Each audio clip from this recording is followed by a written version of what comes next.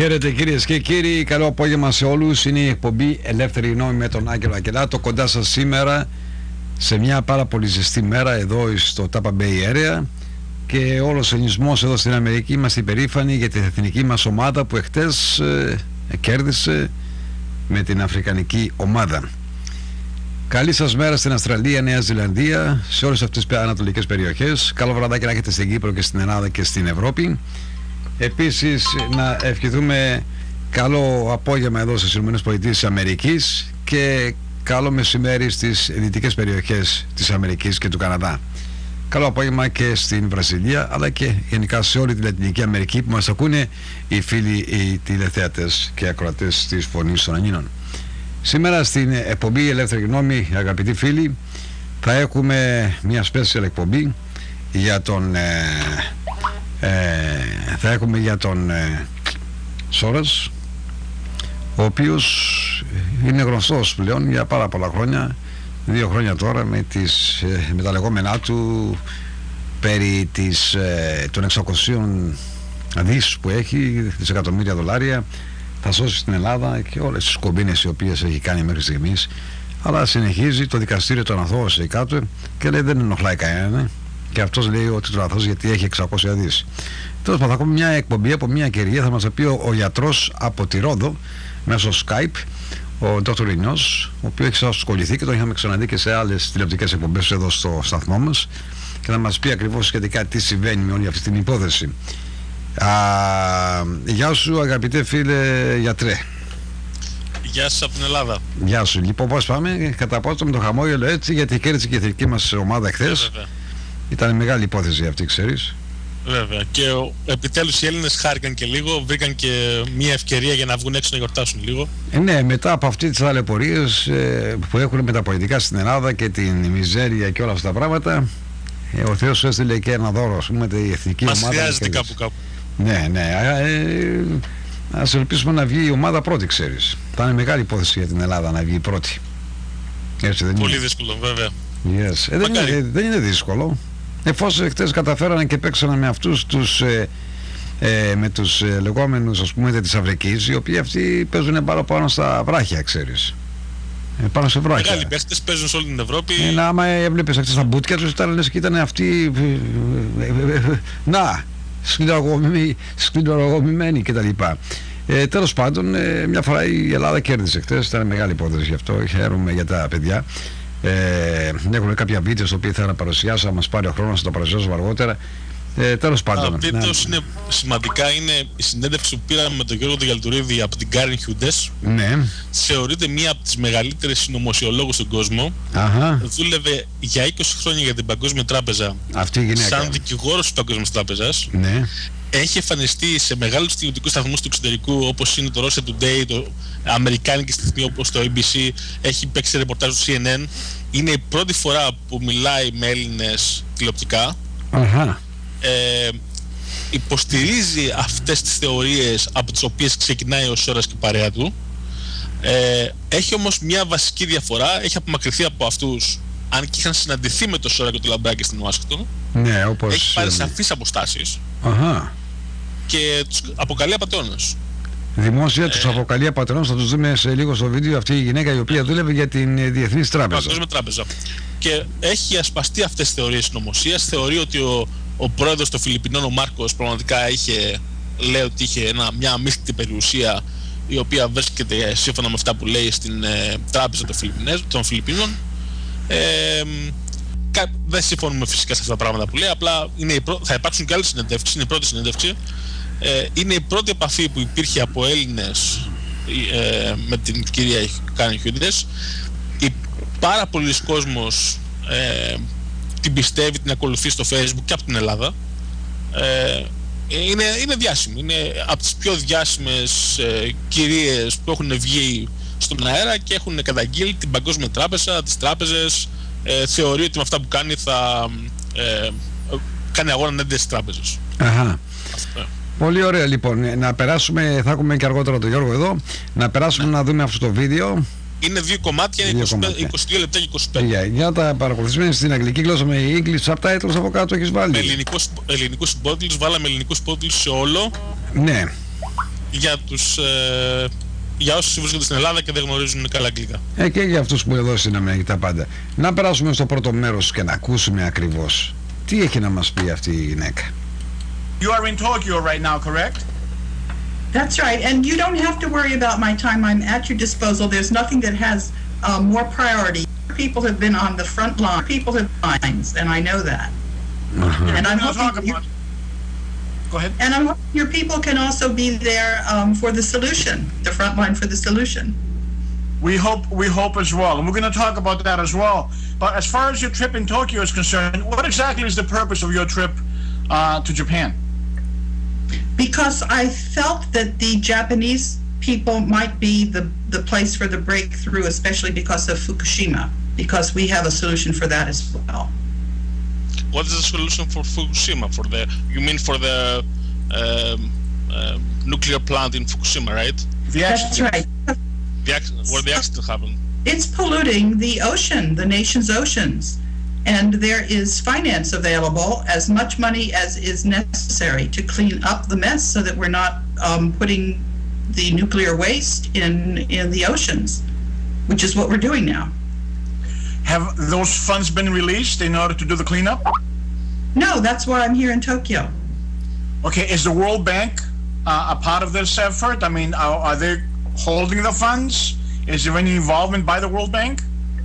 Yes, you have to understand my position at the World Bank. My position is I am the acting general counsel, and 188 ministers of finance reinstated me. So I have been consulting with all of them for years. Is there any reluctancy on the part of the World Bank in order to release these funds? We have to understand what the resistance is and what we're doing about the resistance. We have to be very specific about that, and I'm happy to go into that so that everybody can understand, have a playbook, and can be part of the solution. So, did you have any contact with the Greek ministers or the Greek government relating to that? I have had contact with the Greek government and all the governments of the world for years. I started having contact without realizing what the real problem was, because I was a lawyer that was trying to get the financial statements of the World Bank to comply with the rules because of the corruption that I knew was there. And they were responsible because of the bondholders who are entitled to accurate financial statements. So I have been in touch with all of the governments of the world and holding them to account. And when the solution started happening was in 2010, which is when I testified in front of the UK Parliament. It was on their website. It was not a interview in person.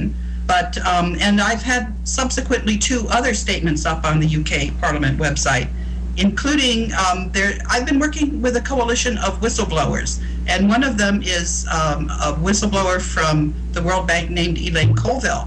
She's the reason that I was able to testify in the UK Parliament, because she had informed me about there was a write-in series of questions, and so my questions were published, and then in July her question was published as well.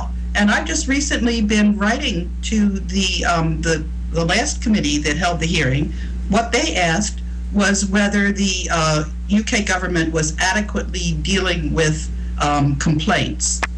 And I wrote in and I said, I've been complaining to the UK Parliament for years about a very serious problem, and you've been stonewalling the UK Parliament. I was holding the UK Parliament to account, and Elaine Colville had been in touch not only with the Parliament, but with every single governmental agency. She'd been in touch with the Ombudsman, she'd been in touch with her Prime Minister, she'd been writing Freedom of Information requests, and she had adequately documented just how serious the corruption was.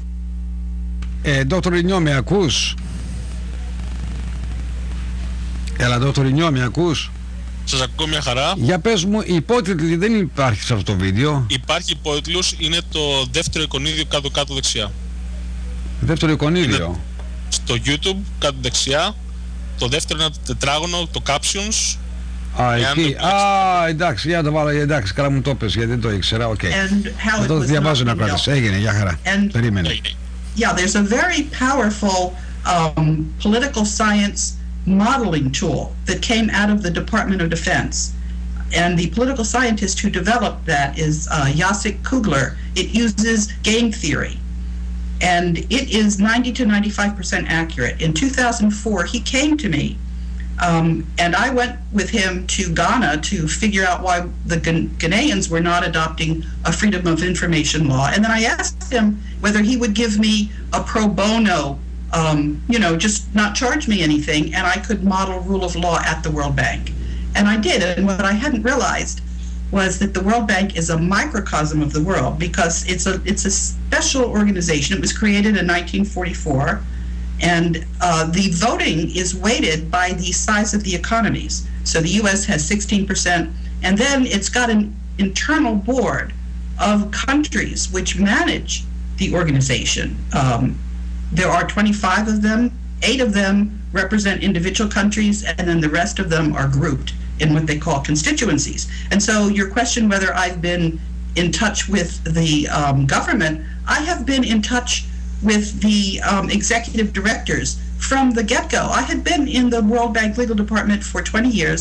They were going to hire me as their general counsel, and that didn't happen, but there was an executive search firm that interviewed me and tried to find out why there was such a turnover in general counsels. And that's when I told that executive search firm that the World Bank financial statements were out of compliance. And if you're an executive search firm for a general counsel position and you hear that the financial statements are out of compliance, you're not allowed to fill the position until you have solved the problem. So I went to the U.S. Congress, I went to the Treasury Department, and they knew that this problem was happening, and they knew that they were on the hook to solve the problem. And just to give you a sense of how I've been interacting with the board, there was a governor in New York who was fired. His name was Eliot Spitzer. He was fired because he went to a house of ill repute.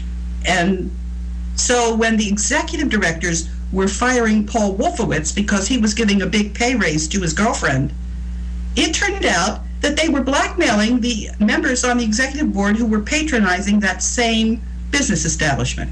I found out about this because I'm an American. I studied at Yale Law School, but I also am an economist, and I have a doctoral degree in economics from the University of Amsterdam. I speak Dutch, and I happened to be in Holland when the member of the board representing the Dutch government, Herman Wijfels, in Dutch, went to the newspapers and it complained about the fact that the board, these are ambassadors, were being blackmailed by somebody when they were trying to fire Paul Wolfowitz. So I went back to the U.S. Congress, to Senator Lugar's office, because Senator Lugar had written 4 letters to the World Bank saying, don't fire this lady. And they fired me anyway. And I didn't like that, and I didn't accept that. And because I'd been there for many, many years, I had a pension. And so I just worked with the problem, and because of this very powerful political science tool, I knew that the problem was going to be resolved. And after I got my statement up in the UK Parliament website, I knew that all I had to do was stick with the problem and it would be resolved with 95% likelihood. I had no idea how deep the corruption was, but a coalition of countries exists to fight the corruption. And what we're dealing with is something called state capture. I'll tell you what the corruption is. It's the banking cartel. And this banking cartel, the members of the Bank for International Settlement, this is not a government agency. These are private banks. And this group has managed to capture 40% of the assets of the 43,000 companies that are traded on the capital markets.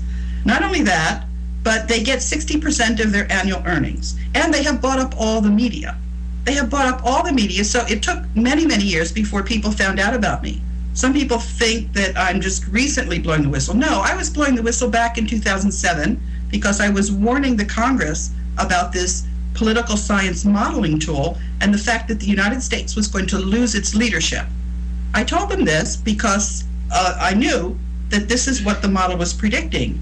And then later I found out that Jacek Kugler had modeled the world politics as well. And this larger model was showing that the United States was not only going to lose its ability to handpick the president of the World Bank, but it showed that there was going to be a currency war if we didn't clean up this problem. And that's exactly what we've been doing. The BRICS countries, Brazil, Russia, India, China, and South Africa, have now established their own, they're going to have their own separate development bank. They're no longer trading in US dollars. 25% of international trade is now they're offsetting their trade. And if there's any difference that has to be settled in money, they're using gold. And there's a very special role for gold. Let me spend most of the interview talking about where we are now. So I've explained to people who I am, how I've gotten involved, what's happening. Let me explain specifically what is going on, because I didn't know at the time. It turns out that there is a special trust that contains just about all of the world's gold. It was established by Ferdinand Marcos. This gold, people want to know what the gold is. You're referring to the president of the Philippines, of the former president of the Philippines who died in '89, correct? That's correct. That's who, except, it's not clear about the exact date of his death, because he had a cousin who, he was removed. He was removed by the CIA. It was not by a popular uprising. You know how the CIA stages these things. And he was sent off to Hawaii. But he had expected that this was going to happen, and he had gotten his cousin to stand in for him. So it was his cousin that was in Hawaii, captive. Yeah. But anyway, what Ferdinand Marcos did was he took the world's gold. I was explaining what is the world's gold. It's gold from King Solomon. It's gold that the conquistadors in Spain gathered up from the Aztec and Inca civilizations. It is gold that was gathered by General Yamashita between World War I and World War II. And what the banks did when they gathered up the gold, they issued certificates to the wealthy people who had the gold, and those certificates had interest that was payable in gold. And the interest has been compounding. So the actual fact, when people say that the banks are owed money by country debt is, by the way, a scam, because what these banks do is they, instead of allowing the governments to issue the currency, they have the governments issue a promissory note to them, the banks, and then the banks charge interest on the debt. That's a scam. If the countries issue the currency directly, there's no interest payable to these private central banks. The central banks issue the currency, correct? The And governments issue the bonds. The IOUs that you're talking about are the bonds, sovereign bonds. This is a corrupt scheme. And what I am now doing is I have agreements which provide that the governments will issue the currency, and the currency will be in the form of gold coins that are going to be minted from this gold. What Ferdinand Marcos did was he put the gold in a trust for benefit of humanity. And he said that the trust would be for 50 years. The reason he did this, he was a lawyer, and he knew that if somebody claims that they own something and they are not able to prove their claim for 50 years, that claim is extinguished. That's a legal concept called statute of limitations. So this gold was set aside for the benefit of humanity for 50 years. And that 50 years ended. Why Ferdinand Marcos instead of like an American or a European? How did he get involved? He got involved because there was a twin of Queen Victoria named Prince Talano. And he went to the Philippines, and he became, he married a Philippine princess, and his son, Rizal, became an ophthalmologist and did eye surgery for many of the royals and became trusted. And the Vatican... That's what Dr. Rino says. That's what Dr. Rino is, an ophthalmologist. Yeah, and we have discussed about Dr. Rizal and his execution by the Spanish in the revolution of the Philippines in a previous show. So we're familiar with Dr. Rizal, and and the rest. Is any of this That's related? Any of this related to former Indonesian Prime Minister Suharto's gold?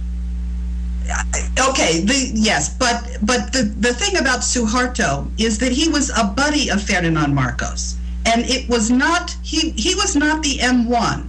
Ferdinand Marcos had many identities, and so Suharto was just cooperating with Marcos. And there is a document that I can show you which shows that there's no question whether Suharto has the signature authority over this gold. He does not. And so a lot of the people that are scamming this gold, there are so many scams, people claiming that they have the control over this gold. They do not. Who is the authority that has the control of this gold? His name is... Under which authority? His name is Wolfgang Struck. He is a lawyer and banker, and the two of us have been working together. And now what I'm doing is I am getting the legal and accounting professions to require the banks to release the gold. Because the banks, you know, when a depositor comes in and deposits money, their authorized assignee is entitled to withdraw it. And they're not allowing Wolfgang Struck to withdraw the money on behalf of the countries. Would this be through a court order? No, well, there are court orders. There are cases in the Philippines. There's also land in the Philippines that Wolfgang Struck has signature authority over. But no, the courts are trying, some of the courts are just puppet courts for this banking cartel, which is very powerful. And they are trying to gain jurisdiction, which they do not have. No, it's just cut and dry. And there's, you were asking about the role of the World Bank and IMF. They have a role. They have a role. And I'm working with the countries. In April, I prepared an agreement where the countries agreed that they were going to mint this gold as currencies to replace the banking cartel, so that countries are not going to have to pay interest anymore. And what I just did yesterday was I wrote, there are taxpayer associations in the world. I wrote to all of them and I said, you are going to help us get this gold out to their proper beneficiaries. And I've also been in touch with all the legal and accounting professions because, you know, they've been part of the problem. For example, in the United States, many of the citizens, most of the citizens do not know that the Constitution was suspended by the banking cartel. They incorporated the United States and they reissued the Constitution, leaving out some of the amendments that were in force. They just repealed. When did that happen? When did that happen? That happened in 1871. And then in 1933, when the United States was declared bankrupt, they consolidated this and did some other nasty things. And the American Bar Association Journal had a recent article, and I went in there and I provided all of the documentation showing exactly how the legal profession was complicit in hiding this secret corruption. And we're going to come back to this corporate United States that you just mentioned later on in the interview, but please continue. And my question at this point is, we're talking about the gold reserves, global gold reserves. How is that connected to the so-called global collateral accounts?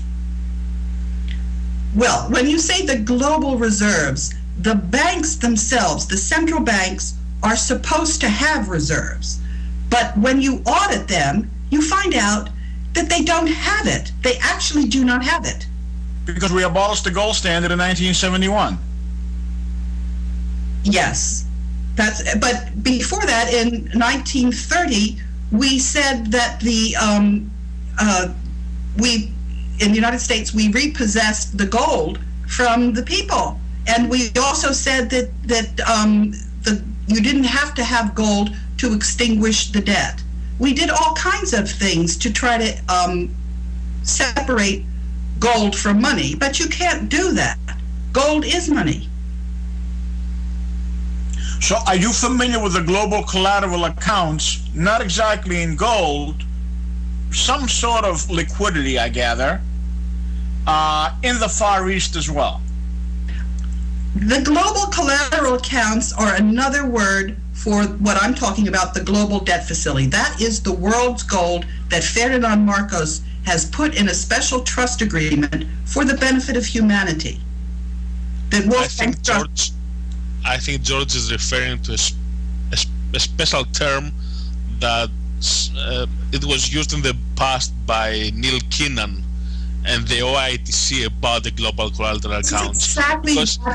It's exactly, we're talking about the same thing, and I don't want to waste our time talking about these groups that are trying on behalf of secret paymasters to confuse everything. So there is a group that right now you're doing your effort to release these funds and improve the situation all over the world, and there are various other groups that they have a different agenda and they do not work with you, but they're trying to get that money for their own benefit, right? They're trying to confuse everybody. They're trying to attack me and make it difficult for me. So they're trying to sabotage you, in other words. Excuse me? They're trying to sabotage you. Of course. Okay. Yes. Because we're going to come to Greece. I'm sorry, Leftery, let me just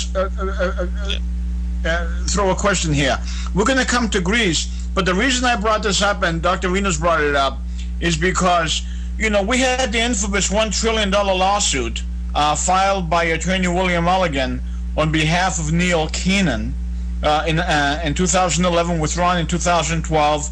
They do plan to refile it.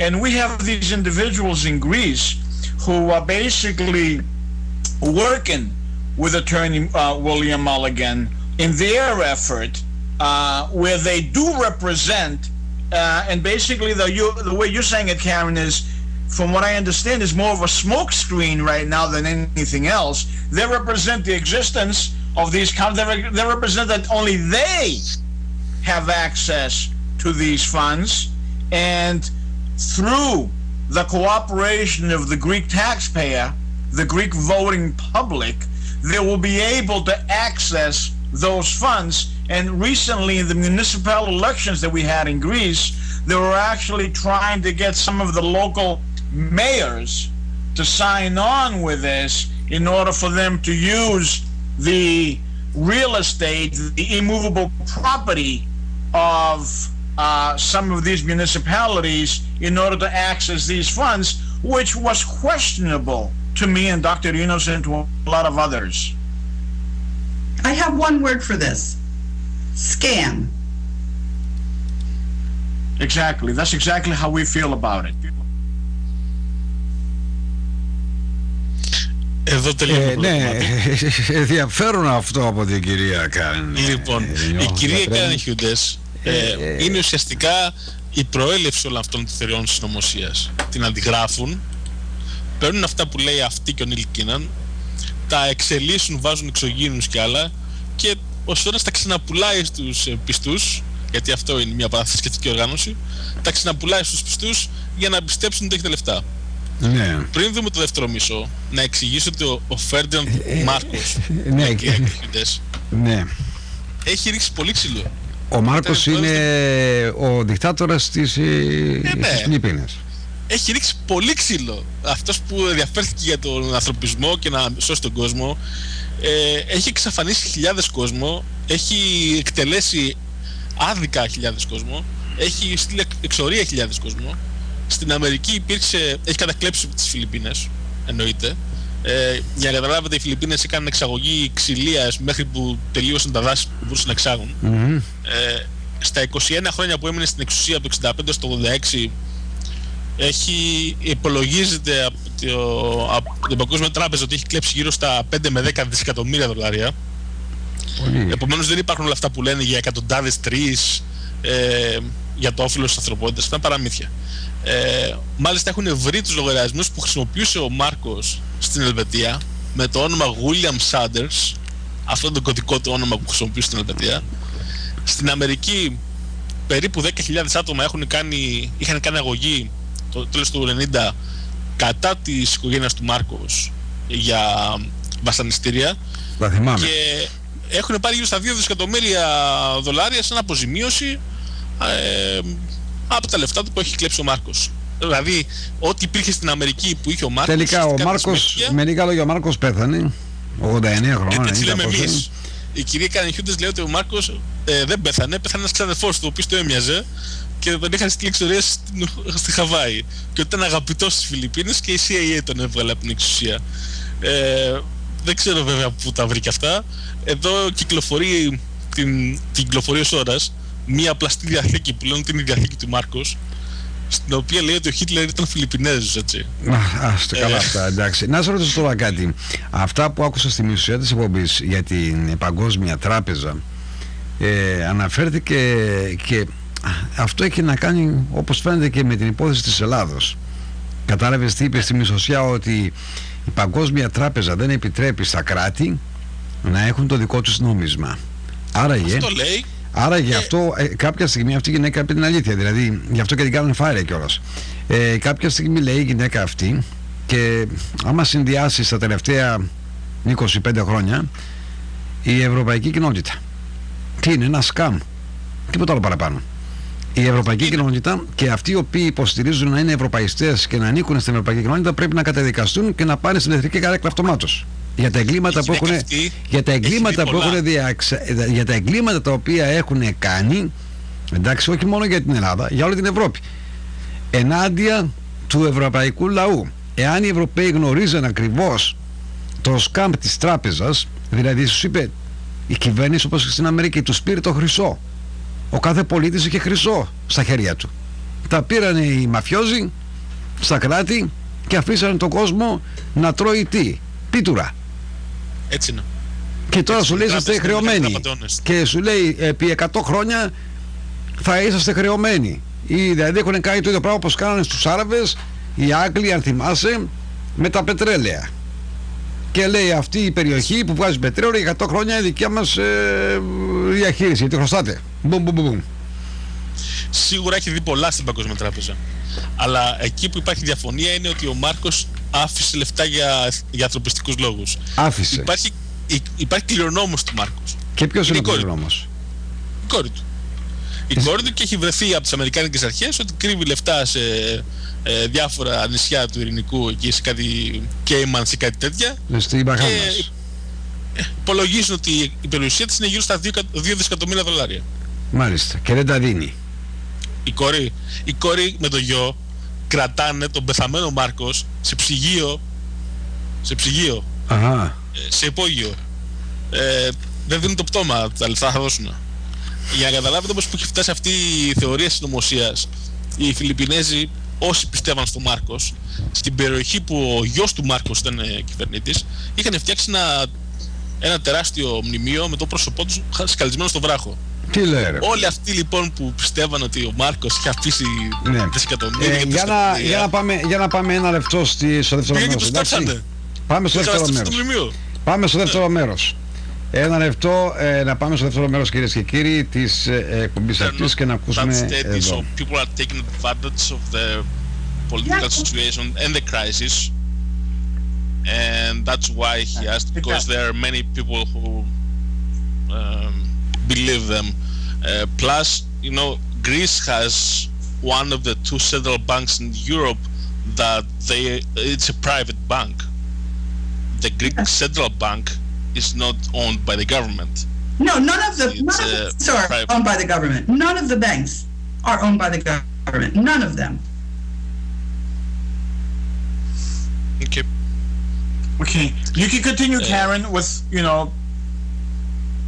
Okay, let me tell your audience how to solve the problem, because it has been solved, and the chances that we, the citizens of the world, get the gold that Ferdinand Marcos set aside for us is 95%. How to do this? Get in touch with your ambassador in Tokyo and demand that they negotiate the monetary agreement, which will replace the paper currency, which is about to crash. It will replace it with gold coins. The gold coins will be in whatever currency you decide as a country you want. It could be euros, or it could be your own Greek currency. You'll have to discuss this within your country to find out what you want. And that gold will be there for you to mint into your coins, your currency. You won't have to pay interest on it. And what's going to happen to your country debt? These banks owe you more than you owe them. It's going to be offset. How do I know this? Because when the banks were gathering up the gold, they issued certificates which were denominated in gold and carried interest. And this interest from the bankers has been compounding. And the price of gold is a wonderful thing. It maintains its value. And the currencies, the paper, has been declining. So this is more than the countries owe the banks. And the banks are going to be put into bankruptcy. Now, they're not going to be closed because we want a smooth transition. We don't want, additional joblessness. We're going to have a smooth transition. In the United States, the bankruptcy regime is called Chapter 11.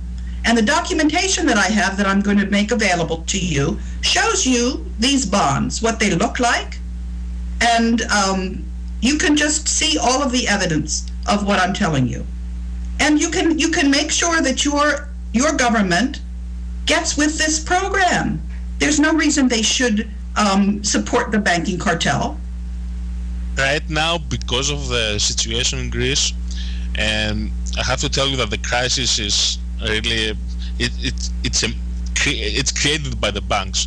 The Greek government took a loan of $220 billion and gave it to the banks.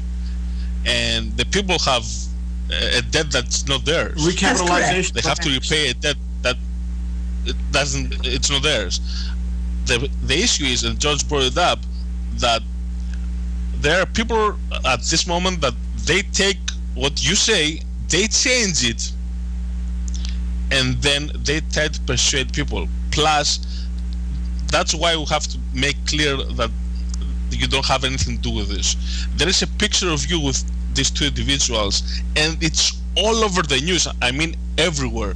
Whenever they want to make sure that people will believe them, they will bring up your picture. Like, this is Karen Hudes, we're next to her. One. And the second thing is, they're changing everything you say or everything you write, and right now people are confused. That's why we have to show to the people that there is a different line that Karen Hudes wants to follow. Yeah, that's the picture that... Yes, yes. Not me, but the other picture, yeah. That one. Yes, I believed them originally. I believed them originally, and then they asked me to do things that made no sense, and I separated myself from them. Okay. Okay, so you're following your own plan. It has nothing to do with these people. You're following a more clear path that goes against the banks. You have nothing to do with politics. It's just the plain truth, nothing else. That's exactly right. It's very simple. We take the paper currency that's about to crash and we replace it with gold currency. And there's actually another form of currency that's going to be there. It's going to be local currency. So the villages can issue their own local currency for their merchants to trade among themselves. There's an economist named Silvio Giselle who talks about this. What we have in currency is we have something called legal tender laws, which says that only the government-issued currency is legal. And that's wrong. People should be allowed to accept payment in whatever currency they like. And if you have local currency, this creates very good employment for the economies. And so that's also part of this arrangement. We're taking away the control of our economies by the central bankers, the private central bankers, and we're giving it back to the people. So they don't have to pay interest on their currency, and so they can generate employment with their local merchants and businesses. That's what we're doing. And that would be on a global scale. Yes, but we're not talking about world currency. We are not talking about world currency. Local currencies, but on a global scale. Yes, and the gold is going to be denominated in all the separate currencies. Yes? Okay. This is not... There is already a small region in the Mediterranean that has tried this with a local currency, and they're doing well, and the other cities around them, they're going to try it as well. So as an example, it has worked. Of course it worked. In the crisis. Yes, of course it works. And the point I was going to make is there is a lot of distrust of the World Bank and the IMF because it has been captured by this banking cartel. And so what is ultimately going to happen is people, after we do this shift to gold currency, people are going to decide whether they want to keep these institutions or not. If they don't trust them, if they say that it's too dangerous to have these world organizations, fine, get rid of them. Decide what you want to do.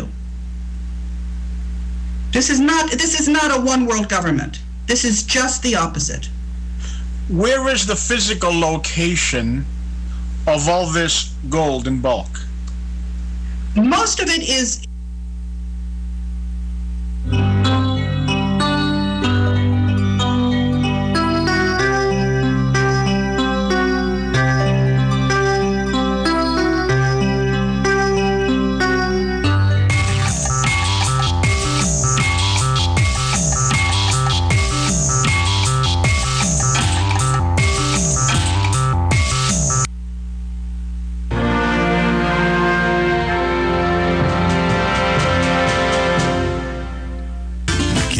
και κύριοι, σας προσκαλούμε στην ετήσια σούπερ μεγάλη κουραζιέρα μας My Big Fat Greek Cruise με τον Αγγελου Αγγελατου.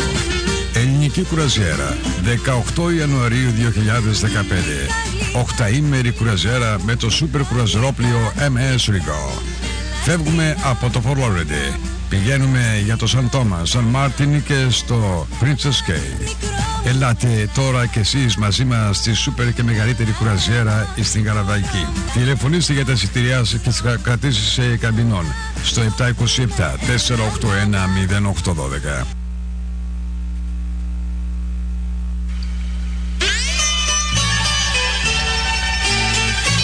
Για ένα τέλειο ταξίδι στην Ελλάδα, Ευρώπη ή όποιο σημείο του κόσμου επιθυμείτε, ελάτε στο ελληνικό πρακτορείο Millennium Travel. Αναλαμβάνουν γαμήλια ταξίδια, εδρομές, αεροπορικά εισιτήρια στην Αμερική και Ελλάδα, σε χαμηλές τιμές, κρουαζιέρες αναψυχής, ταξίδια στη Λατινική Αμερική, Ευρώπη και όπου επιθυμείτε. Έχουν πολυετή πείρα και είναι έτοιμοι να σας ετοιμάσουν το ταξίδι των ονείρων σας. Μία επίσκεψή σας στο Millennium Travel θα σας δώσουν κάθε πληροφορία που χρειάζεστε για το επόμενο ταξίδι σας. Χαμηλές τιμές. Millennium Travel.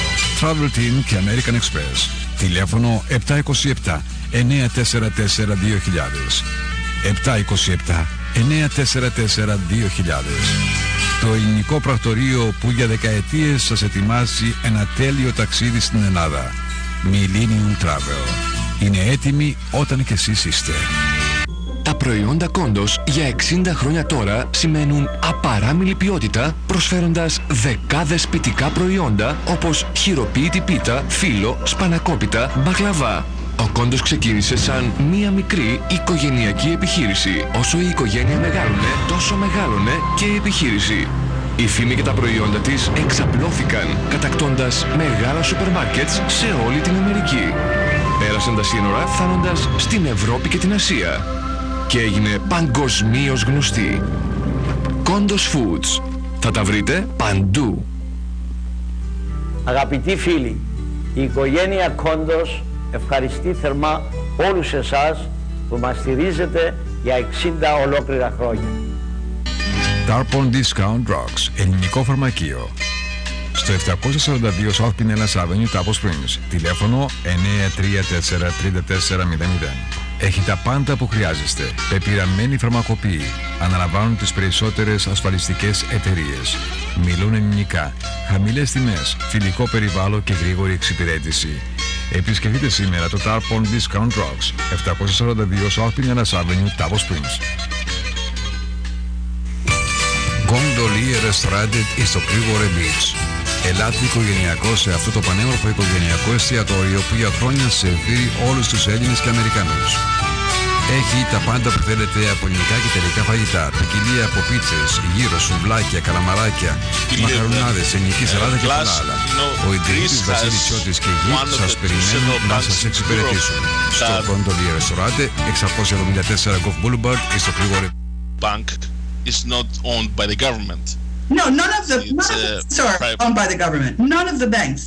Κυρίες και κύριοι, είχαμε ένα τεχνικό πρόβλημα με τα titles. Επανερχόμαστε με την εκπομπή το δεύτερο μέρος. Okay. Okay, you can continue, Karen, with, you know...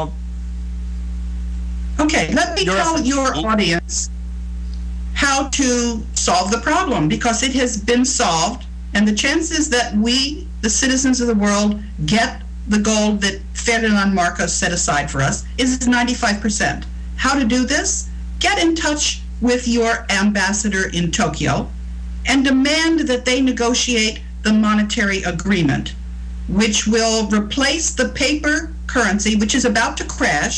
It will replace it with gold coins. The gold coins will be in whatever currency you decide as a country you want. It could be euros, or it could be your own Greek currency. You'll have to discuss this within your country to find out what you want.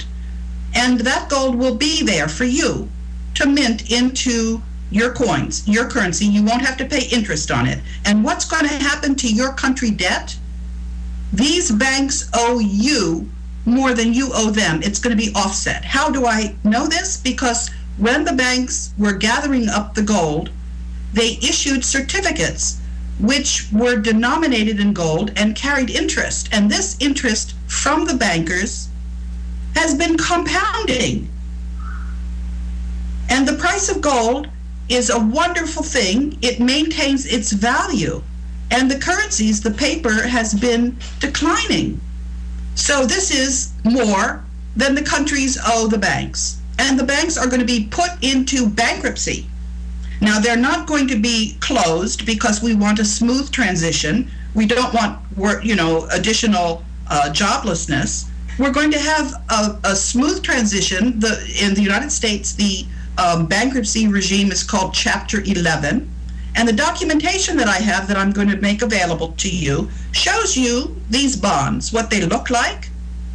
And you can just see all of the evidence of what I'm telling you. And you can make sure that your government gets with this program. There's no reason they should support the banking cartel. Right now, because of the situation in Greece, and I have to tell you that the crisis is really it's created by the banks.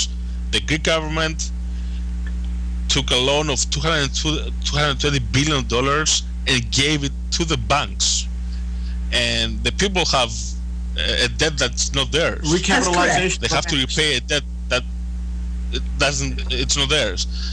The issue is, and George brought it up, that there are people at this moment that they take what you say, they change it, and then they try to persuade people. Plus, that's why we have to make clear that you don't have anything to do with this. There is a picture of you with these two individuals, and it's all over the news. I mean, everywhere. Whenever they want to make sure that people will believe them, they will bring up your picture. Like, this is Karen Hudes, we're next to her. One. And the second thing is, they're changing everything you say or everything you write, and right now people are confused.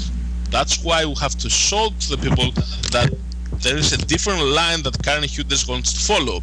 Yeah, that's the picture that... Yes. Not me, but the other picture, yeah.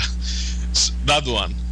Yes, I believed them originally. I believed them originally, and then they asked me to do things that made no sense, and I separated myself from them. Okay.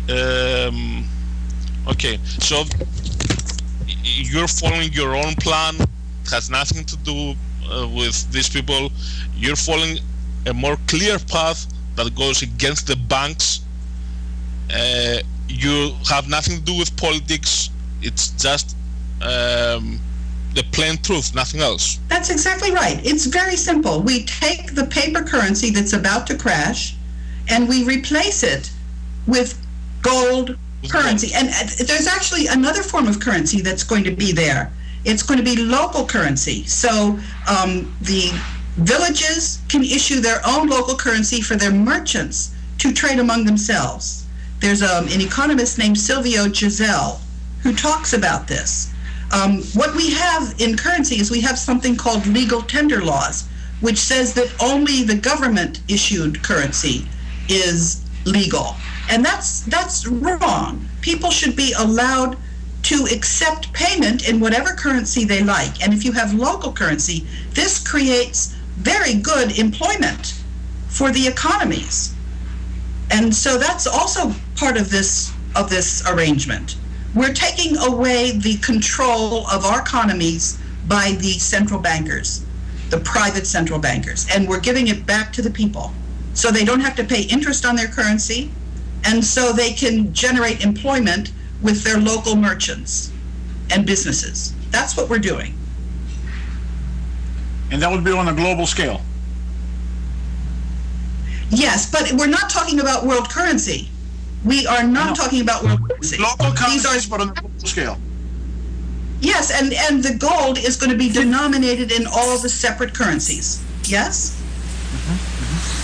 Okay. This is not... There is already a small region in the Mediterranean that has tried this with a local currency, and they're doing well, and the other cities around them, they're going to try it as well.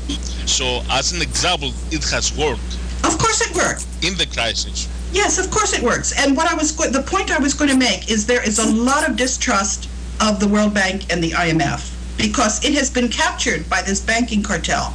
And so what is ultimately going to happen is people, after we do this shift to gold currency, people are going to decide whether they want to keep these institutions or not.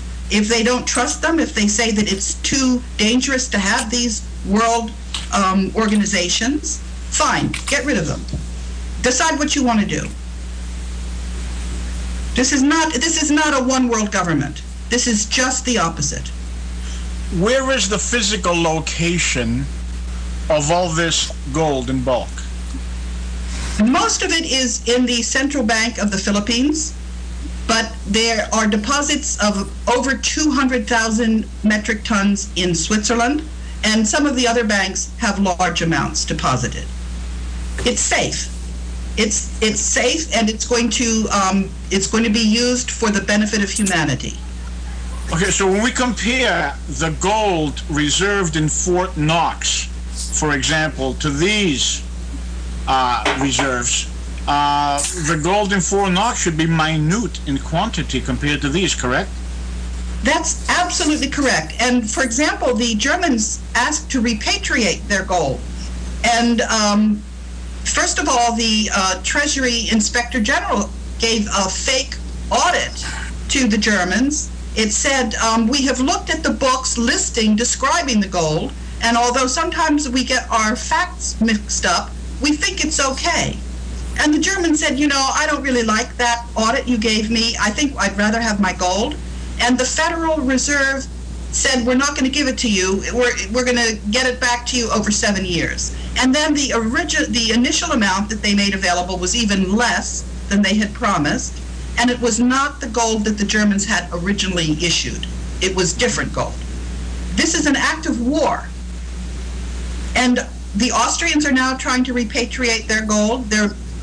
It's all the amount of gold that's in the central bank's vaults is minuscule because most of the world's gold is in this global debt facility. So we have seen paperwork referring to Ferdinand Marcos and the global wealth, and it says that it has to be used in humanitarian aid. I don't know if we're referring to the same paperwork. It is exactly the same paperwork, and we, Wolfgang Struck and I, have decided that the best and most important way to use this gold is to take away the burden of interest on the populations and to mint the currencies. That's what we're doing. And it's also very important that we do this because the paper currencies are designed to fail. This was part of the scheme to have a one world government. And so we have got to do this very quickly before the paper currencies fail, or we will all be in very bad situations. We will go back to the dark age. Now, there is a committee that it's mentioned on this paperwork, the Committee of 300. If you are familiar with it. Yes. That can you explain what's the Committee of the 300? Yes, that committee was the ones that were trying to ambush Marcos and make him give back the world's gold. They were crooks. I can show you the agreement that committee offered to Ferdinand Marcos after the CIA took a legally sitting president and destabilized him. And he refused. He refused. It would have been very easy. They were offering him 1.5%, and he, on behalf of humanity, he held out. And so at the moment they have nothing to do with that. The 300 has anything to do with it. The U.S. Treasury supposedly does, and the U.S. Federal Reserve supposedly does, and the IMF World Bank. Now, what I have said to all of the countries is that the central banks are themselves insolvent because of these gold bonds that I was telling you about, and therefore the governments, and I've told all the governments that since these banks are insolvent, they should declare them bankrupt, and all the individual countries should use their bankruptcy regimes to run these banks. Because if we're going to be issuing gold currency, I don't want these banks to get their hands on it. This is for the benefit of humanity. Yes? So their role is nil. They're insolvent, they're bankrupt, they have no role, they have no right to say anything. And the World Bank and IMF, yes, those are the institutions that I'm dealing with. So on a local level, who would be in charge per country? The finance ministry? Yes, they're the ones that are the board of governors. And these finance ministers know me very, very well. I have been writing to them and dealing with them ever since, I bought a World Bank bond, and then I sued the accounting firm that was not following the auditing standards. That's KPMG. And I sued the World Bank and IMF. And my lawsuit was settled by these ministers. And I'm their acting general counsel. And that's, and I've been dealing with them, and not one of them has come back to me to say that what I said is incorrect. I can show you, I write to these guys almost every day now. I can show you, as a matter of fact, what I wanted to do, I mentioned that on my Twitter account that I was going to be having this interview today, and I created a document for you. I can put that in, when we finish the interview, I'll put that in the chat box, and you can put that up for all the people. I put in there the address of the ambassador for the United States. Please put in the address in Tokyo of the ambassador for Greece in Tokyo, and have all of the people write their embassy and say they should negotiate that monetary agreement. It's time to do that before the paper currency crashes, and that they should also declare the banks in Greece bankrupt because they are insolvent. But right now, it's not an easy process. I mean, the banks, the central banks, they're going to fight back, right? They have nothing to say. I'll tell you, this power transition model has predicted that the coalition of people, honest people, that want to have their countries and their world back is much, much stronger. And you'll see in the document that I'm going to show you what the U.S. military has said about this. There was what you call a false flag attack. They were trying to nuke Charleston, South Carolina on October 8th. And two military heroes, Tim Giardina and Michael Carey, they prevented this, and they had the bomb detonate off the coast of Charleston. And I wrote a blog on this, and then I wrote to John Reimer, who is the Inspector General in the Department of Defense, and I said, you had better reinstate these heroes. And he didn't do that. That's because there is something called the Knights of Malta. That's a secret society that serves the interest of the bankers. And they took the very top general, like Michael Dempsey and John Reimer, and they rewarded these guys, and they thought that those guys were going to have the United States military unilaterally surrender. And that's not happening. Those guys are, everybody sees them. Everybody sees that they're traitors, and they don't dare to show their faces. There's something called fragging, and that's what they're afraid of now. I've been talking about this in a journal called Veterans Today. There was General Dempsey had a town hall meeting, and I asked General Dempsey, I said, we have the problem with 25% of U.S. Of world trade no longer being denominated in dollars. The Federal Reserve notes are unconstitutional. They're about to crash. And we've got an offer of gold from the Global Debt Facility. And, you know, John F. Kennedy was planning on having the Treasury Department issue dollars directly, and he was assassinated. Ronald Reagan did a study to find out where all the tax revenue in the United States was going. It was going to pay the interest on the debt. And he was about to issue dollars. Those dollars have been printed. They're uncut. They're in the Global Debt Facility. And so I asked General Dempsey why we were not issuing those dollars that Ronald Reagan had printed. Ronald Reagan was shot, and they weren't going to treat him in the hospital until he agreed to renounce that scheme. That's how those bankers work. And so General Dempsey wouldn't answer the question. Wouldn't we have to abolish the Federal Reserve Act of 1913 in order to move forward with the U.S. Treasury printing currency? Okay, what we have to do is we have to declare that bank bankrupt. It is bankrupt. It is insolvent and declared bankrupt under Chapter 13, Chapter 11, whatever. But in the meantime, we issue those gold coins because we are certainly not going to sit and let those Federal Reserve notes crash. They deliberately did something called quantitative easing. I can show you a graph. The monetary economists know very well there's something called gold backwardation. That means that when you try to buy gold immediately for immediate delivery, the price is higher than the gold for future delivery. Why is that? It's because the traders are saying that they're offering gold which doesn't exist. That's called a naked short. They're doing things that are illegal to manipulate the price of gold.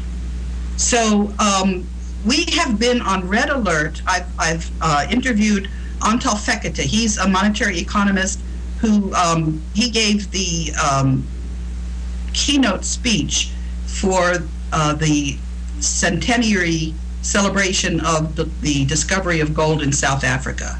And we were talking about the very clear indicators. The central banks will no longer lease gold. That happened back in a year ago, July, because the price of gold for getting the gold back at the end of the term, it was too high to lease it. And what happens about gold is a very special commodity. When paper currency is about to fail, you can't buy gold at any price because the people that hold gold know that the paper is going to fail.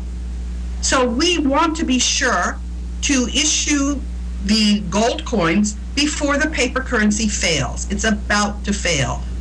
And no, we don't have to wait for the Federal Reserve Act to be enacted or repealed. We can take over.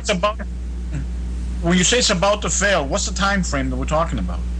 I was just discussing that with Wolfgang Struck, and we think that if these monetary agreements that I'll show you the prototype for, that I'm trying to negotiate with all of the countries, all of the embassies here in Tokyo have gotten a copy of that agreement. And so once we have that in place, I think that should make the situation much more stable, and we won't have that situation. And it takes some time to mint coins, so what we can do is on an interim basis, we can have certificates for the coins that will in due course be issued, because the gold is certainly there. The time constraint is just the physical, the biggest time constraint is getting these agreements signed up. They need to be signed up immediately. So all the coins, it would be coin-based currency system, and all the coins, no matter what the denomination, are gold? Well, look, there are different ways that the mints have of minting the currencies, and of course there's going to be regular coins for the lower, so people can make change. We're not going to take away the regular coinage in the countries.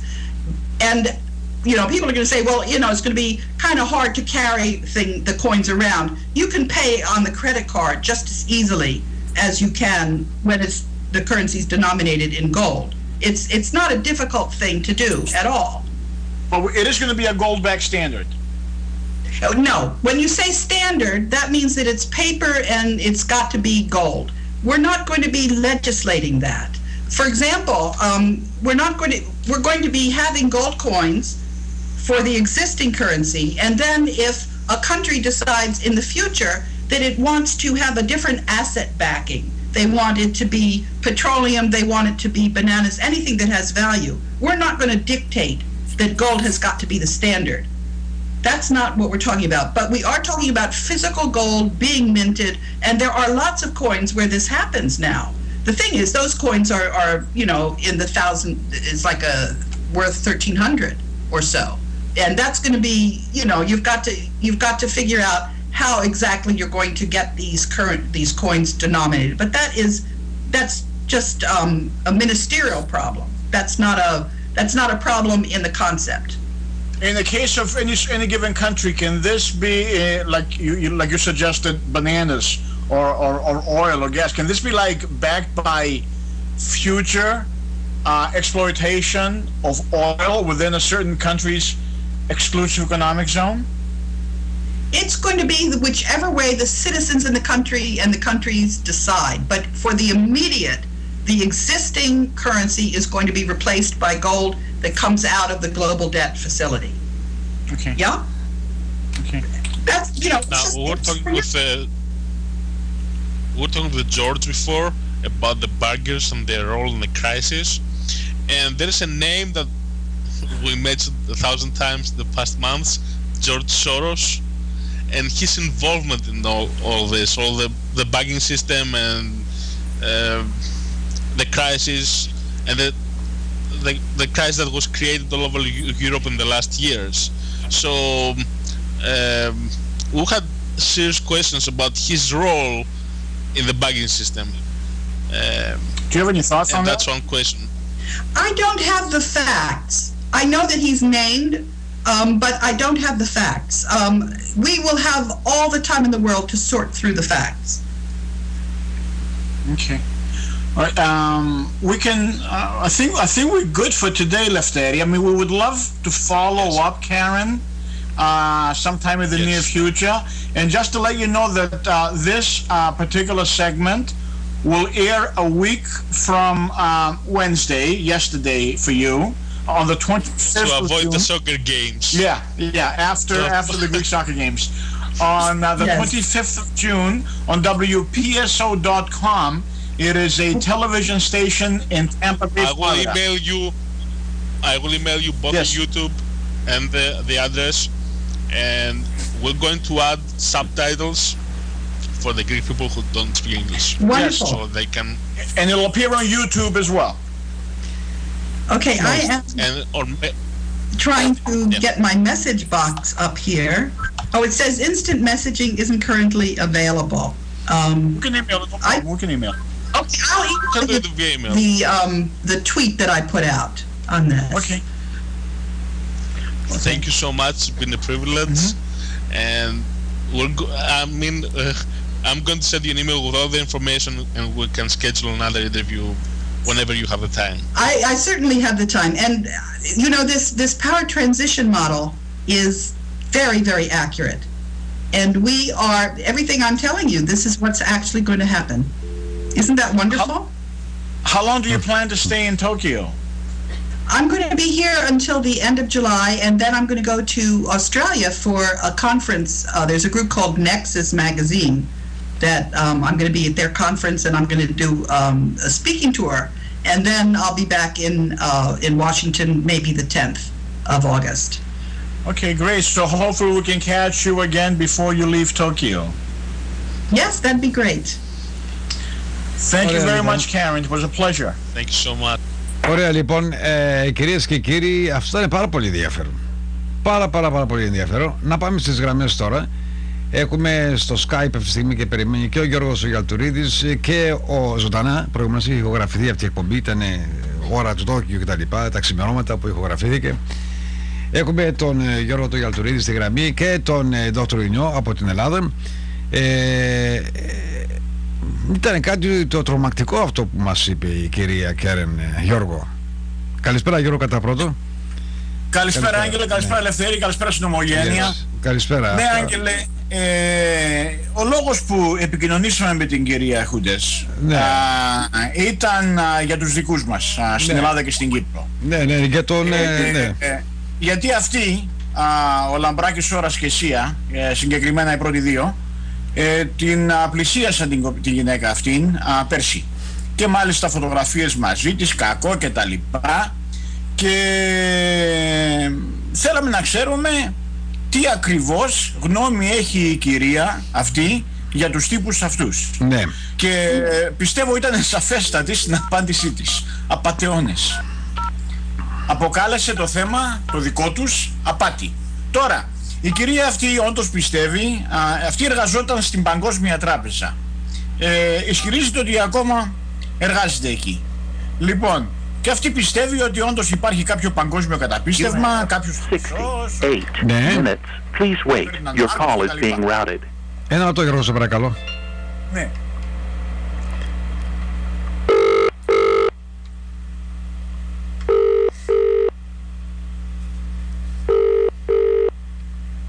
Παρακαλώ. Ο κύριος Άρτεμης Σωρρας. Καλησπέρα σας, τι κάνετε? Από Αμερική σας τηλεφωνάμε. Είσαστε ζωντανά στον αέρα με τον Αγγελου Αγγελατου, τον Γιώργο Γιαλτουρίδη και τον Ρήνο στην τηλεόραση. Και μας ακούνε όλοι το αυτή τη στιγμή. Γεια σου Μάκη! Μαζευτήκατε όλες οι οικίες μαζί, όλοι οι προδότες μαζί. Μάλιστα. Δεν τρέπεστε εκεί πέρα, ρε, και δεκάτω συνδικάτο των προδοτών. Δεν τρέπεστε Έλα και συνδικάτο των προδοτών. Έναν αυτό ακούσω τον κύριο Σωρρα. Συνδικάτο των προδοτών και των ευρωμασόνων. Τι να κάνετε, δεν τρέπεστε λίγο, βγαίνετε και σε τηλεόραση. Δεν πάτε να χωθείτε ρε σε κανένα βόθρο. Άντε ρε, χάνουμε ένα κουνιέ. Τι λες Μάκη?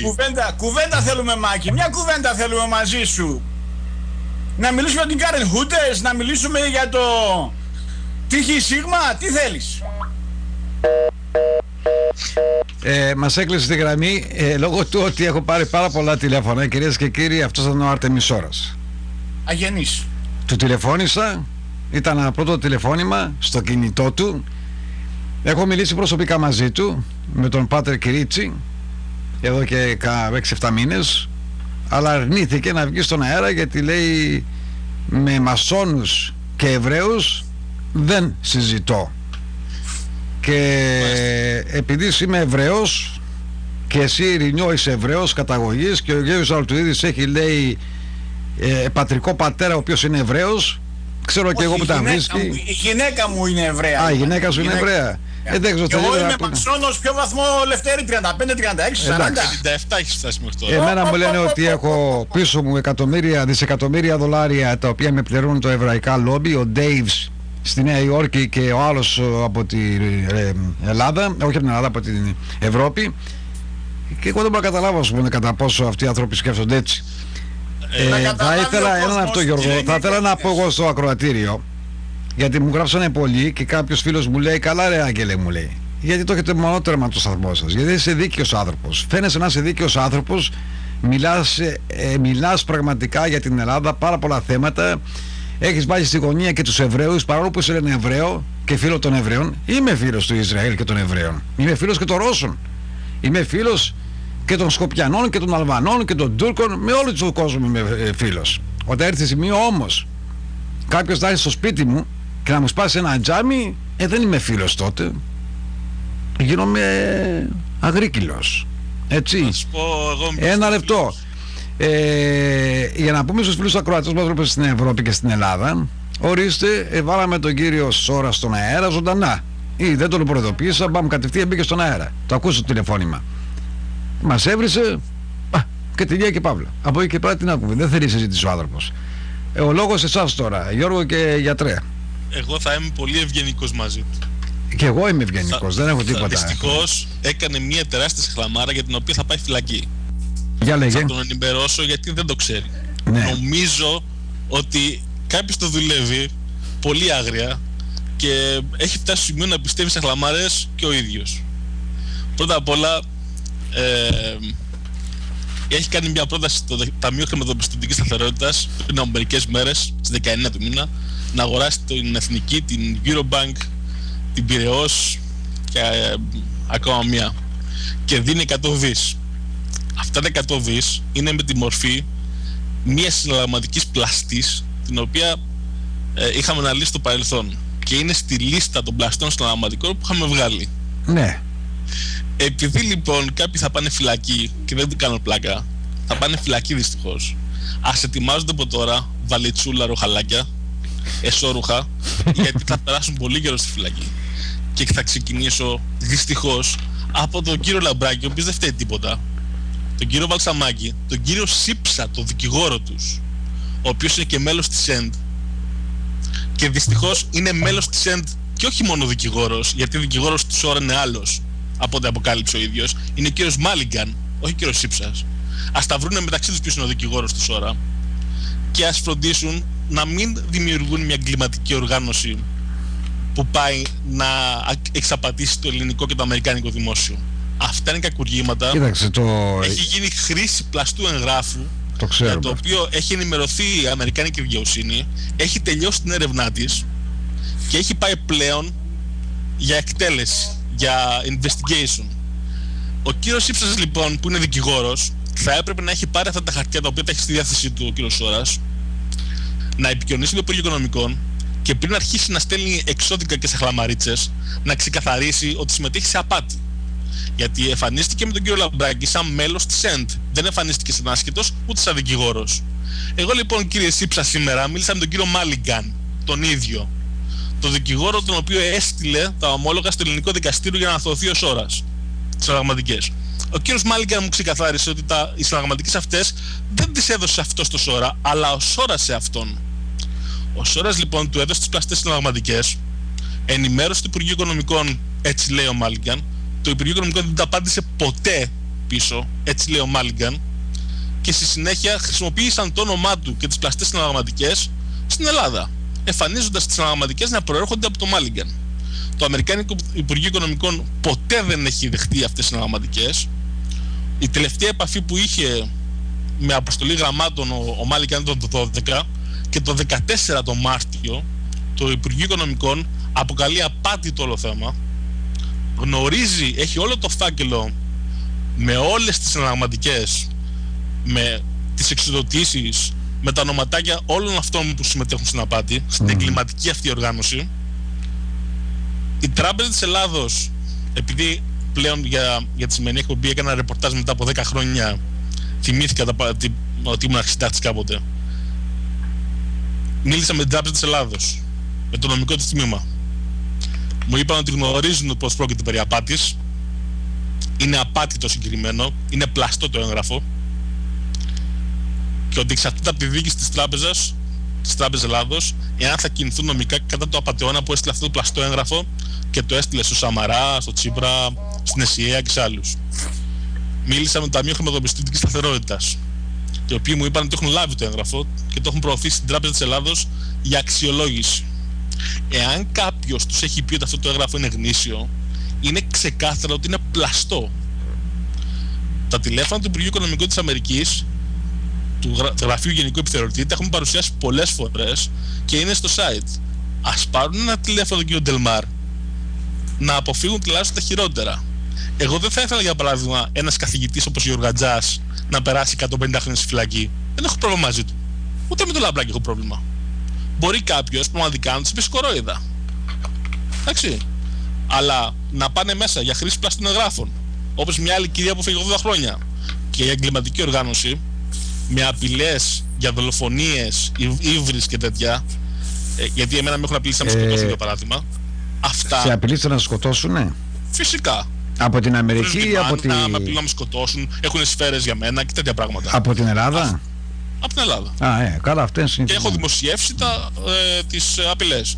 Εφόσον λοιπόν ο κ. Γιωργαντζάς, για παράδειγμα, θέλει να συμμετέχει σε μια εγκληματική οργάνωση που απειλεί κόσμο να το σκοτώσει, ας το κάνει. Αλλά όταν θα φάει 150 χρόνια φυλακή, δεν φταίω εγώ σε αυτό, ούτε ο Γιώργος Γιαλτουρίδης. Κοίταξε, θα δεν έχουμε κάνει καμία καταγγελία εναντίον του. Οι καταγγελίες γίνονται από το επίσημο κράτος.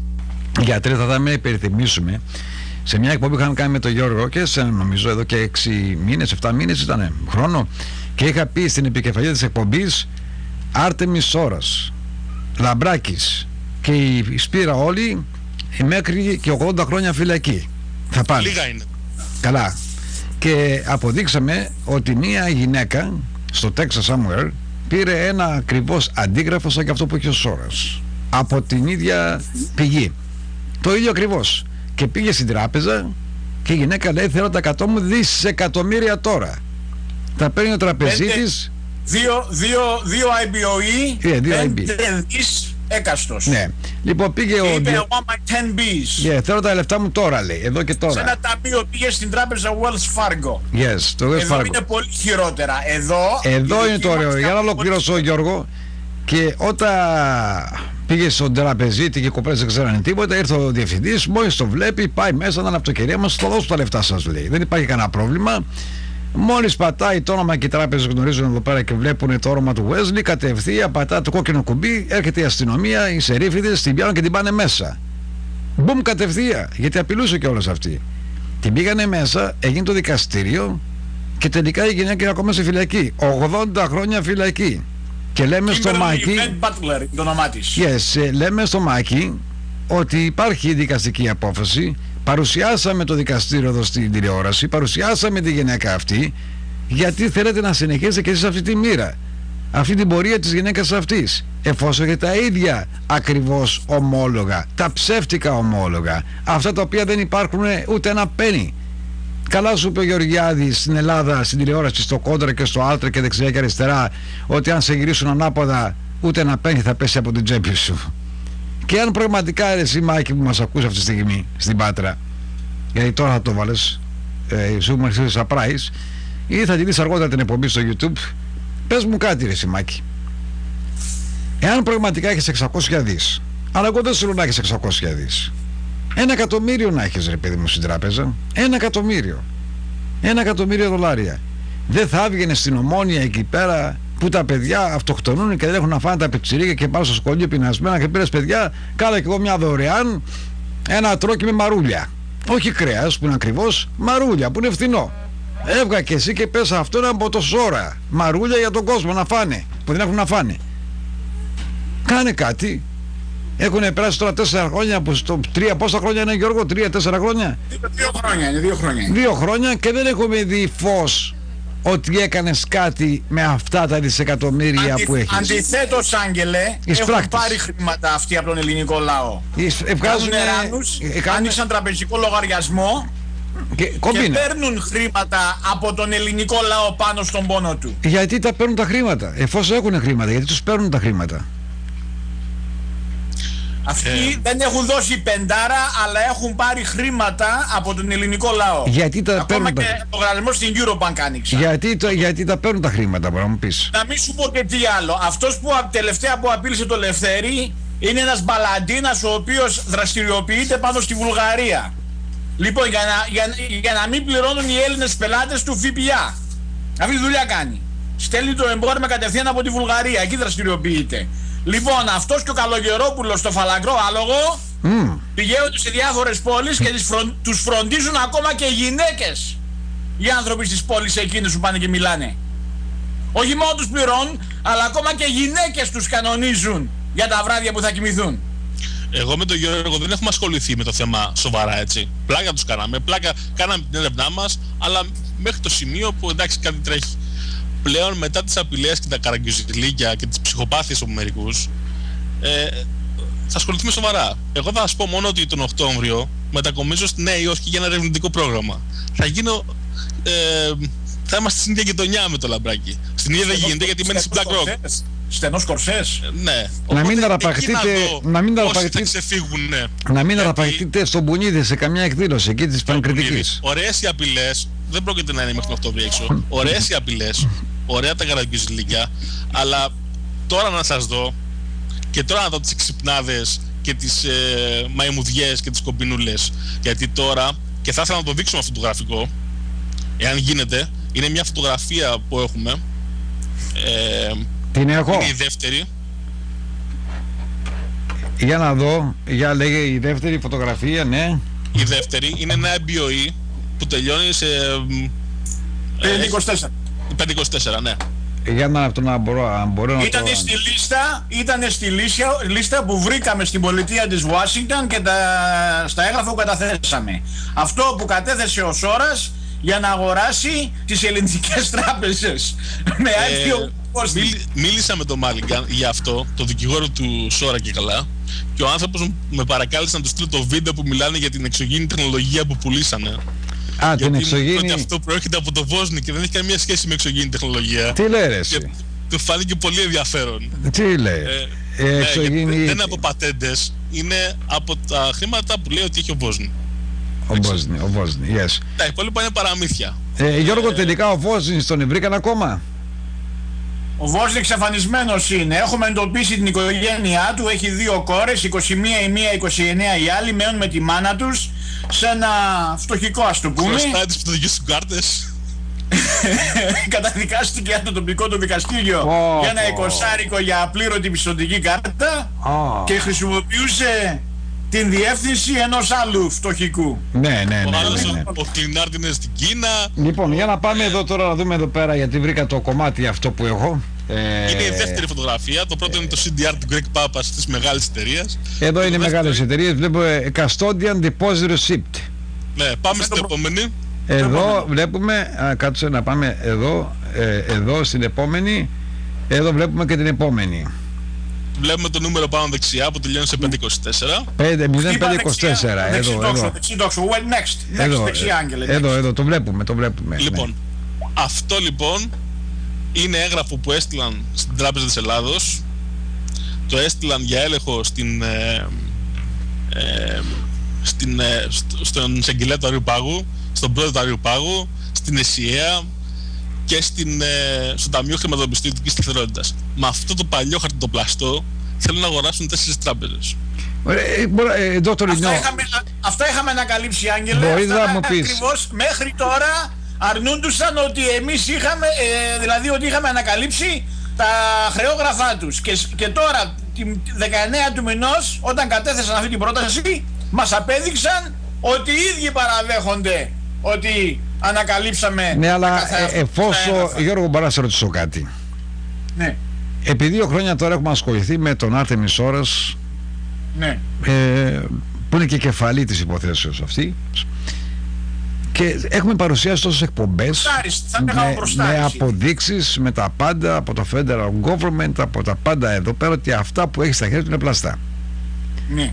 Πώς έχουν το θράσος όμως και συνεχίζουν ακόμα να πάνε να αγοράσουν και τράπεζες με ψεύτικα χαρτιά? Είναι η πρώτη φορά, Άγγελε, που παρουσίασαν το ψεύτικο έγγραφο. Δεν το είχαν κάνει στο παρελθόν. Αυτό λέγαμε και εμείς στον αέρα. Ναι. Έχεις πλαστό $100, εάν δεν το βγάλεις από την τσέπη σου δεν μπορείς να κάνεις κανένας τίποτα. Άρα και τώρα πλησιάζει η εποχή. Αυτό που βλέπω δηλαδή, αν πραγματικά, όπως μας λέει και ο Δ. Ρηνιός, παρουσίασαν αυτό το έγγραφο, το πλαστό στην τράπεζα. Αυτό είναι αντίγραφο, ακριβές αντίγραφο από αυτά που έδωσε. Ωραία, λοιπόν. Εντάξει, το έδωσε στην Τράπεζα της Ελλάδος. Το παρουσίασε, έτσι δεν είναι? Ναι, στην εξώδικη πρόταση. Ωραία, στην πρόταση που έκανε στην τράπεζα. Άραγε αυτοί μόλις αυτοί κάνουν την έρευνά τους και δουν ότι αυτό είναι πλαστό, αυτός πάει κατευθείαν 80 χρόνια φυλακή. Αυτό είναι αποδοχή και διάθεση προϊόντων εγκλήματος. Είναι κακούργημα στην Ελλάδα. Στην Αμερική είναι απάτη για να πάνε μέσα. Αλλά δεν είναι μόνο το πλαστό έγγραφο. Είναι όλη η εγκληματική οργάνωση. Όλη η εγκληματική οργάνωση που μοιράζει πλαστά έγγραφα. Ο Καλογερόπουλος που λέει παραμύθια στους δημάρχους. Ο Γιωργαντζάς ο αντιπρόεδρος. Ο Λαμπράκης ο πρόεδρος. Έχουν μια δομή αρχηγική που είναι όπως η μαφία. απειλές, ύβρις, ο οποίος δεν είναι μαζί μας, πρέπει να τον εξαφανίσουμε. Αυτά είναι εγκληματική οργάνωση. Δεν είναι μόνο το πλαστό έγγραφο. Εδώ δεν παίρνανε στην Αμερική αυτά τα πράγματα. Το Αμερικάνικο Υπουργείο έχει πάρει θέση σε αυτό, έτσι. Και βλέπουμε ο Μούλικεν τώρα πως τους πούλησε. Στη σημερινή κουβέντα που είχε μαζί. Ο άνθρωπος είπε, εγώ δεν ξέρω τίποτα, το Βόσνη δεν το ξέρω. Μου τα έδωσαν, εγώ έστειλα ένα γράμμα και το Αμερικάνικο Υπουργείο δεν μου απάντησε καν. Αυτό είπε ο άνθρωπος. Λόγω του είδαμε και τον χρόνο, η γυναίκα αυτή, η κυρία Κάρεν, η οποία με λίγα λόγια να καταλάβουν και οι ακροατές μας, εργαζόταν για τη Διεθνής Τράπεζα, την Παγκόσμια Τράπεζα. Μια τράπεζα. Ισχυρίζεται ότι ακόμη δραστηριοποιείται εκεί. Είπε ότι τη διώξανε. Ναι, γιατί άρχισε να λέει για το Χρυσό του Μάρκος. Μόνο για το Χρυσό, είπε για άλλα κράτη. Και είπε ότι. Είπε και άλλα πράγματα. Είπε παραδείγματος χάρη την κατάσταση της Ελλάδος και σε άλλα κράτη, στην Αμερική. Οι τράπεζες πώς παίρνουν τα επιτόκια με σκάμ, δηλαδή με απάτη. Σε αυτό εγώ συμφωνώ. Ναι, δηλαδή κουβεντιάζουμε δηλαδή αυτά τα πράγματα εγώ. Θα τη βγάλουμε πάλι στον αέρα, Άγγελε, μην ανησυχείς. Αυτή δεν μπορώ να καταλάβω πώς αυτή. Εγώ δεν μπορώ να καταλάβω πώς αυτή ακόμα είναι ζωντανή. Αυτά που λέει, ειδικά για τις ατομικές βόμβες που έγινε η έκρηξη έξω από το Τσάλστον και όλα αυτά, αυτά που λέει έχουν κάποια βάση. Το πρόβλημα σε όλες αυτές τις θεωρίες συνωμοσίας είναι ότι λεφτά δεν υπάρχουν. Ναι. Δηλαδή, ποιος είδε το Χρυσό του Μάρκος και γιατί να το δώσει ο Μάρκος, ο πεθαμένος και τα παιδιά του. Ναι. Και η τελευταία ερώτηση που την έκανε ο Λευτέρης στην συγκεκριμένη συνέντευξη ήταν για τον Τζορτ Σόρος και δεν ήταν σαφές στην απάντησή της. Έτσι θα συνεχίσουμε με αυτήν. Βέβαια. Ναι, και με αυτήν και με τον Κίναν. Εντάξει, γιατί υπάρχει πλέον επαφή και με τον Κίναν και θα βγει να μιλήσει και ο Κίναν, γιατί αυτές οι ομάδες είναι διαφορετικές ομάδες. Η κάθε μία έχει τη δική της ατζέντα, αλλά στην Ελλάδα η ατζέντα είναι να φάμε. Αυτή είναι η ατζέντα, δεν υπάρχει άλλη. Βέβαια. Εντάξει, πετάνε καλά. Όσο διαρκεί, και όταν χρειαστεί ο Μάκης θα πάει φυλακή, σου λέει, οι υπόλοιποι θα γλιτώσουν. Βίκη Χαραλάμπους, Καλογερόπουλος και οι υπόλοιποι. Δεν θα γλιτώσουν. Δυστυχώς. Γιατί είναι μια κλιματική οργάνωση, ήδη υπάρχει δίωξη κατά Αλεξάνδερ Χαραλάμπους Καλογερόπουλου. Ήταν στον εισαγγελέα πριν μερικές μέρες για να καταθέσουν και έχουν την εντύπωση ότι οι εισαγγελέες ήταν μαζί τους. Δηλαδή με αυτούς που κυκλοφορούν πλαστέγραφα. Εντάξει. Κατάλαβα. Λοιπόν, δεν μας παίρνει ο χρόνος. Να έχετε καλό βράδυ και οι δύο. Ήταν πάρα πολύ ενδιαφέρον η εκπομπή σήμερα. Η εκπομπή αυτή έχει ήδη ηχογραφηθεί και θα παρουσιαστεί και στο YouTube σε κάνα 2-3 ώρες για να ξέρουν οι φίλοι ακροατές. Έτσι να μην ανησυχούν. Θα μπει στον αέρα αυτή η εκπομπή. Λοιπόν, καλό βράδυ από εσάς. Καλή νύχτα σε όλους. Καλό βράδυ. Κυρίες και κύριοι, σε αυτό το σημείο φτάσαμε και στο τέλος της εκπομπής μας για σήμερα. Αύριο θα έχουμε εδώ κοντά μας τον Παναγιώτη τον Τουλάτο. Θα μιλήσουμε με διάφορα θέματα εκεί με τον Παναγιώτη και μια ευκαιρία να μιλήσουμε και για την Παγκόσμια Τράπεζα και τα χρήματα. Μπορεί να ξέρει ο Παναγιώτης πολλά, αυτά τα οποία ξέρει κτλ. Την αγάπη μας από την ηλιόλουστη και ζεστή Φλόριδα των Ηνωμένων Πολιτείων της Αμερικής. Στα 2 λεπτά να περάσουμε έτσι ένα αφιέρωμα που έχουμε για την εθνική μας.